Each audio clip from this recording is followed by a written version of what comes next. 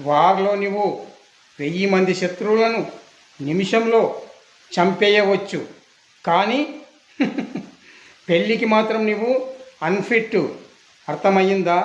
నిన్ను పరీక్షించినటువంటి డాక్టర్ నా close friend అంతా చెప్పాడు నువ్వు పెళ్ళికి అన్ఫిట్ అని.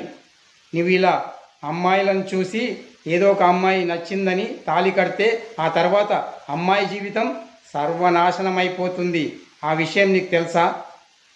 అందుకే నేను చెప్పినట్టు ముందు నువ్వు నీ బాడీ ట్రీట్మెంటు చేసుకో, ఆ తర్వాత పెళ్ళి చూపులు చూడు. అర్థమయ్యిందా?